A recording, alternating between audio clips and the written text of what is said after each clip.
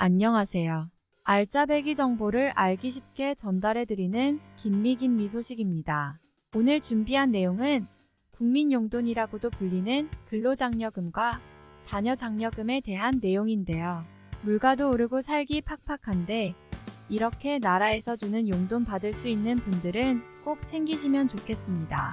다들 똑같이 지출을 해도 올해부터는 이상하게 돈이 더 나가는 것 같아 물가가 오른 게 느껴지시죠? 그래도 정부에서 다양한 제도와 정책을 대상자를 확대하거나 지급액을 조금씩이나마 올리고 있는데요.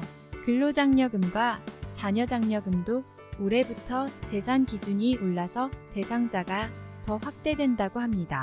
또 지급 금액도 더 늘어났다고 하니 본인이 대상자가 되시는지 꼭 확인해 보시면 좋겠습니다. 그럼 오늘 영상 시작하겠습니다. 그 전에 좋아요, 알람 설정, 그리고 구독을 해주시면 제게 정말 큰 힘이 됩니다. 구독 꼭 부탁드리겠습니다. 요즘 월급 빼고 나머지가 다 오르는 것 같죠?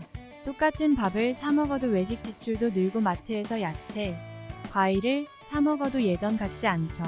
그럴 때 이 국민용돈 근로장려금과 자녀장려금이 조금이나마 보탬이 되면 좋겠습니다. 근로장려금은 일을 하고 있지만 소득이 많지 않아서 경제적 어려움을 겪는 근로자, 사업자, 종교인 가구를 위한 정부 지원금인데요. 대부분 이런 나라에서 주는 돈은 대상자가 재산이 일정 금액 이하의 상대적 저소득층만 받는다고 생각하실 수 있지만요. 공무원부터 군인, 간부, 경찰, 소방관, 대기업 직원, 그리고 은퇴한 공무원이나 제대한 군인까지 전부 해당될 수 있고요. 그래서 소득이 평균 이상이라고 생각되는 분들도 해당될 수 있습니다. 또 노인 일자리 등의 공공근로 같은 정부 일자리에 잠깐씩 참여한 분들이나 딱 하루 알바한 분들도 2022년도에 총소득이 5만원 이상만 돼도 대상자가 됩니다.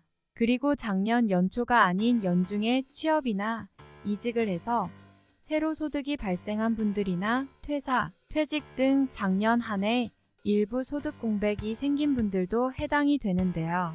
이런 상황에 일시적으로 연간 총소득이 줄었어도 받을 수 있다고 합니다.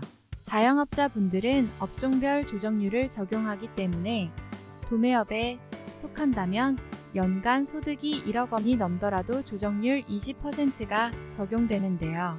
그래서 근로장려금과 자녀장려금에서의 연소득은 2천만 원으로 장려금 수급 자격이 충족되기 때문에 해당이 될 수 있겠습니다. 자녀장려금은 자녀 양육에 도움을 주고자 장려금을 지급하는 겁니다. 근로장려금과 자녀장려금은 오는 3월 1일부터 신청을 시작한다고 하는데요. 얼마 남지 않아 영상으로 근로장려금, 자녀장려금에 변경되는 내용과 신청 자격, 그리고 유형별 신청 방법 등을 준비해 보았습니다. 최근에 정부 지원이 저소득층이나 소상공인 분들에게 집중되고 있고 근로자들을 위한 지원이 적었죠. 그래서 근로장려금을 기다리는 분들이 더 많으실 것 같은데요. 다행히 올해부터 근로장려금 대상자가 더 확대되고 지원금이 인상됩니다. 소득세 과표 구간이 상향 조정되는 등 최근에 새 법들이 많이 개정됐는데요. 올해부터는 근로장려금과 자녀장려금은 재산요건과 가구요건이 똑같이 적용되고 소득기준은 다르게 적용합니다. 재산요건은 기존에는 2억 원 미만이었지만 올해부터 2억 4천만 원 미만으로 개정되고요. 장려금의 50% 차감 기준 재산도 1억 4천만 원에서 1억 7천만 원으로 변경됐습니다. 소득 기준은 세전으로 가구별로 단독 가구 연소득 2,200만 원, 홀벌이 가구 3,200만 원, 맞벌이 가구는 3,800만 원이고요. 자녀장려금 소득 기준은 부부 합산 소득 4천만 원 미만입니다. 단독 가구란 배우자를 비롯한 주민등록상 부양가족이 없는 가구를 말하고요. 홀벌이 가구는 배우자 또는 부양자녀 또는 70세 이상의 직계존속이 있는 가구를 말합니다. 이때 배우자 총급여액이 300만 원 미만이어야 합니다. 맞벌이 가구는 부부 모두 총급여가 300만 원 이상인 가구를 말합니다. 가구 원수 기준은 2022년 12월 31일에 주민등록부를 기준으로 한다고 하니 꼭 참고 바랍니다. 자영업 하시는 분들은 이번 반기 신청은 대상자가 아니라서 9월에 정기 신청을 하셔야 하지만 소득 기준이 나왔으니까 업종별 조정료를 같이 살펴보겠습니다. 도매업 20%부터 구간이 나뉘어 있고요. 소매업, 자동차, 부품 판매업, 부동산 매매업은 30%입니다. 또 음식점업, 제조업, 건설업, 전기, 가스 증기, 수도사업은 45%이고요. 부동산 임대업, 기타 임대업 등은 90% 조정됩니다. 그래서 연간 소득에 이 조정료를 곱해서 계산하고 소득 기준에 적용하면 됩니다. 신청 제외 대상자는 대한민국 국적이 아니거나 다른 거주자의 부양자녀, 배우자를 포함한 거주자가 전문직 사업을 하는 사람입니다. 지원 금액은 근로장려금의 경우 작년에 비해 가구별로 10%가 인상돼서 단독 가구 최대 165만원, 풋벌이 가구 최대 285만원, 맞벌이 가구 최대 330만원이고요. 자녀장려금은 10만원 인상돼서 자녀 1인당 80만원씩 가구 구분 없이 동일하게 지급됩니다. 다음은 신청 기한입니다. 근로장려금, 자녀장려금 신청은 9월에 같은 해 전반기에 장려금을 신청하면 12월에 35%를 선지급받는 상반기분 반기 신청이 되고요. 이번 3월 1일부터 15일까지 2주간 신청하는 하반기분 반기 신청, 그리고 9월에 작년도 전체 기간의 장려금을 신청하면 9월에 한 번에 지급받는 정기 신청으로 나뉘는데요. 작년 9월에 반기 신청을 하지 않으신 분들이 이번에 하반기분을 신청하신다면 6월에 2022년 근로장려금이 100% 지급됩니다. 이번 3월 반기 신청 근로장려금은 지급일이 2023년 6월 말이고요. 5월 정기 신청을 하시면 근로장려금 지급일은 2023년 9월 말입니다. 정기 신청 기한 후 신청도 받기는 하지만요. 이때 신청하시면 신청한 달로부터 4개월 이내에 장려금을 지급합니다.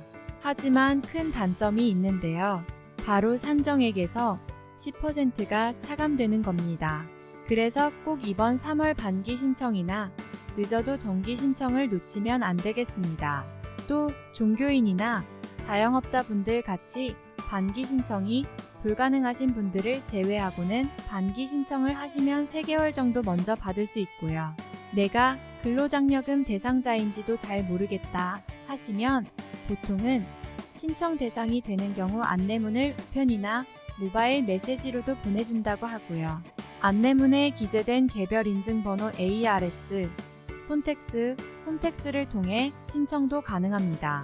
만약 안내문을 못 받으셨으면 근로장려금 상담센터 1566-3636으로 연락하거나 세무서에 전화 문의를 하면 됩니다. 또는 홈택스나 손택스에 로그인해서 안내문 발송 대상 여부나 근로장려금 지급 대상자 확인도 가능합니다. 다음은 2023년 근로장려금 신청 방법입니다. 먼저 전화 신청 방법인데요. 근로장려금 ARS 전화 신청 방법은 1544-9944로 전화해서 주민등록번호 13자리를 누르고 진행하시면 되는데요. 안내문을 받으신 분은 여기서 개별 인증 번호를 누르고 신청 1번, 그리고 연락처와 계좌번호를 등록하고 확인하시면 신청이 끝납니다. 두 번째 방법은 모바일 손택스 앱으로 신청하는 방법인데요. 손택스 앱을 다운로드 하시면 신청 제출 메뉴가 보이실 텐데요. 여기서 근로장려금 반기 신청 메뉴로 들어가면 안내 대상자 여부 확인 후 신청 가능합니다. 개별 인증 번호가 없는 경우 PC에서 국세청 홈택스 페이지로 로그인해서 대상 여부 조회부터 가능한데요. 홈페이지를 통한 방법이지만 이용 가능 시간은 오전 6시부터 24시까지입니다. 홈택스 페이지에서 로그인한 뒤 신청, 제출 메뉴에서 근로장려금, 자녀장려금 신청 메뉴로 들어가시면 쉽게 신청 가능합니다. 이런 전화 신청 절차는 보통 한 번만 동의하시면 고령자분들이나 중증장애인 분들은 다음 신청분부터는 별도 신청 없이 가능하다고 하고요.